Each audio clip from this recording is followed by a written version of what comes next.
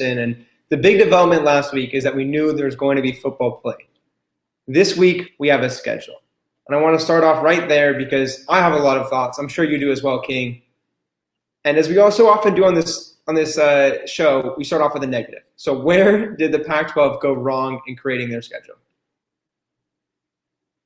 Daniel is everywhere because that's what it seems like. Now, let's start with some positivity because I think everybody needs that tonight. Here's what the Pac-12 did right. They created a schedule in which their elite teams, I would say most notably Oregon and USC, have a chance to go 6-0, reach a Pac-12 title game undefeated, and maybe make the college football playoff.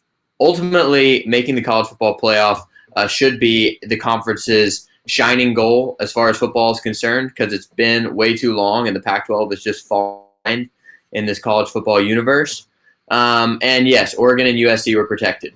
But in the end, there's just a lot of strange games on this schedule. The crossover games make no sense to me.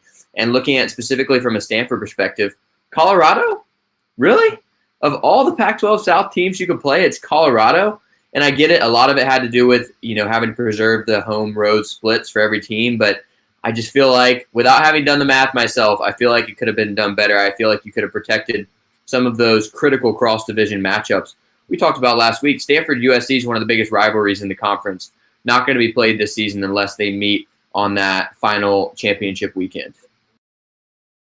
I was disappointed by that as well. Colorado, to me, just makes no sense.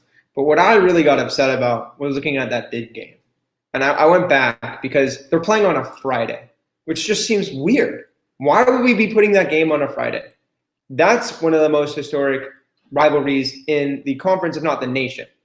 And a lot of that has to do with an unfortunate play that we don't talk about in the show. But that's a historic rivalry. Why are we playing the big game on a Friday? So I went back to look if that's ever happened before. It has once, 1932, ended in a 0-0 tie. I don't want that again. I don't want a 0-0 tie on a Friday. I don't care how much I've eaten on Thanksgiving. It's not going to make it feel good. So yes, they preserve the scheduling. We usually play around that time, around Thanksgiving. But on a Friday, and I understand they're putting a lot of Pac-12 North rivalries that day, but this is a special one. Put it on a Saturday. Make it feel special. Come on, that's what it is. I'm going to push back just a little bit on that. I don't disagree with the fact that this is such a historic rivalry. Preserve as much of the usual way of things as you can. But that Friday after Thanksgiving is just a golden TV opportunity. And when you don't have fans in the stands and you can't have the usual Saturday college football atmosphere and you're not worried about, pulling people away from Black Friday or whatever, I think it's just an amazing way to spend your day after Thanksgiving. Everybody's off of work that day, and there are some sports, but not a lot of sports. Thanksgiving Day is a big sports day, and then the weekend after Thanksgiving is a big sports window. That Friday, really, there's not a whole lot going on. So I think you are going to have more national eyes on Stanford, Cal, on Oregon State, and on Washington State than you otherwise would. I don't actually hate the fact that it's on a Friday. I mean, the setup of the schedule doesn't make a lot of sense to me. I will say that because usually you see the rivalries in the final week of the season. Or if not that, then the second to final week of the season. I mean, all across college football in every conference this year, we're just seeing rivalries scattered in at totally random times.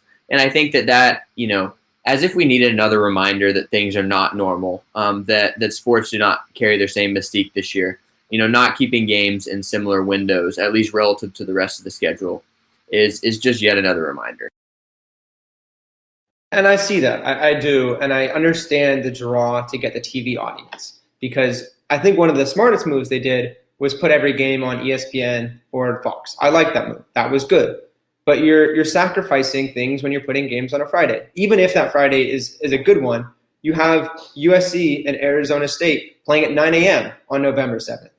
So yes, they get into that Fox kickoff window at noon Eastern, but you're also playing at 9 a.m. in the Coliseum.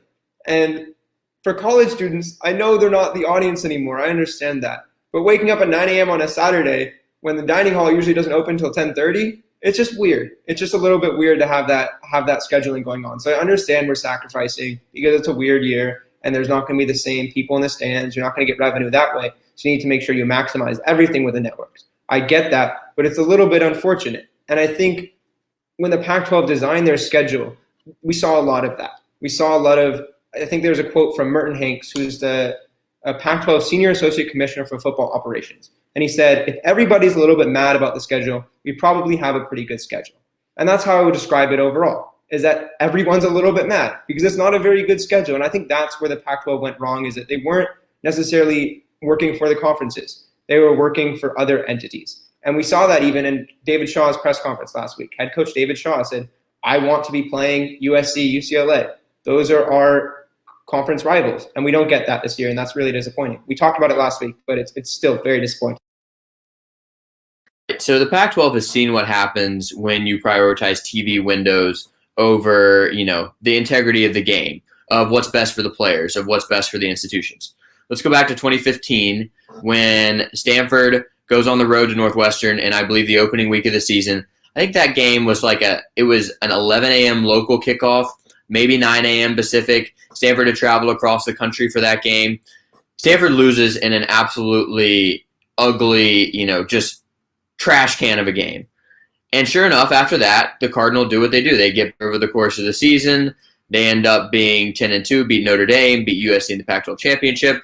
All of a sudden, they finish the season 11-2, kill Iowa in the Rose Bowl, finish third overall. Stanford fans, I mostly repeat that just because it feels good to say it. Stanford finishing third in the country, just tracking what that beautiful 2015 season was like. But I also say it to point out that if Stanford hadn't played that body clock game at 9 a.m. or whatever it was local time or Pacific time, they probably don't lose it. They probably beat Northwestern in the middle of the afternoon. They clearly were not ready to play in that environment. And yes, you should always be ready to play in any environment, but the Pac-12 chose to put that game in a big TV window, and it came back to bite them when Stanford ended up being playoff caliber, but didn't have a playoff-worthy record thanks to that tainted early season loss. And I worry that 9 a.m. USC-Arizona State game, similar thing could happen. I think USC could be very good this year. I think that they could be 5-1, 6-0 kind of team. And if the one loss that keeps them out of the playoff is 9 a.m. at Arizona or playing Arizona State, that's really going to just turn up the heat on Larry Scott's seat even more. I think they've been trying to get a little bit too cheeky with the schedule overall, because we talked earlier about how they tried to make it a path for Oregon and USC to potentially meet, hoping, praying to a certain extent that they both go undefeated in the regular season, meet in that championship game, and have enough of a win, a convincing win, to get into the playoffs. Because that's really what the conference is relying on right now. They need that payout. Everything is struggling right now in the conference. So they're relying on that. But they've done so much to maybe get to that point. And they're not a conference like the SEC where they can go out and say, yeah, you know what, we're admitting it. We're trying to make an easy path. We want to make sure we get to the playoffs. They don't have that pedigree right now.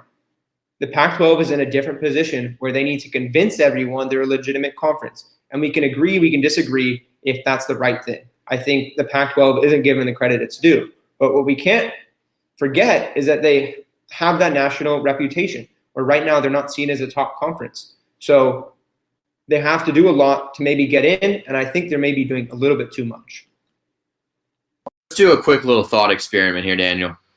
If you're the College Football Playoff Committee, and let's say there's an 8-2 Florida team. Florida looks like they're really good, but they got a great offense, struggling defense. They're probably going to lose a game or two along the way. Let's say they go 9-1 the regular season, lose to Bama in the SEC championship game, finish 9-2. And then you put up that 9-2 Florida team with wins over maybe Georgia, maybe A&M, maybe Auburn, maybe LSU. These great set of wins against, let's give USC the benefit of the doubt. Say they go 7-0, including that Pac-12 championship game. I mean, USC in that situation has 1, maybe 2 ranked wins, whereas Florida probably has 5 to 7. And it's just really hard to make that comparison if you're the Pac-12. Obviously, there's nothing they could do about the quantity of games. I mean, just the schedule necessitated that 6 was the most you could squeeze in before that conference championship game. But if you're going to have a shortened schedule, you got to value that quality or over quantity. And they're not giving us quantity or quality. And for that reason, I think it's very unlikely the Pac-12 makes the playoff again, because I think the SEC is going to come out looking very strong with a bunch of top teams who are going to rack up a bunch of top wins. You're going to add the Big Ten in the mix. The Big Ten already has a much better reputation than the Pac-12. And the ACC looks better this year too. So yes, the Big 12 may have already knocked itself out. That helps the Pac-12. But, with the way this schedule is just so soft, I mean, it's marshmallow soft, I think the Pac-12 is going to get roasted like s'mores. I would agree with you on all of that. I think a 7-0 USC team may have a case. They may. And I think it's a little bit unfair because, as we've talked about, the Pac-12 doesn't get those non-conference games. So they have no way to prove that the Pac-12 is improved. They have no way to prove it. So we're just relying on the hope that a 7-0 USC team would make it in. And that's another reason why Larry Scott should have been pushing all along for that expanded playoff. And we didn't get it, and that's disappointing, and that's why we're in this situation. Because if you have a logical system with 8 teams, each of the Power 5 get a guarantee, none of this is an issue. But, of course, we don't have that.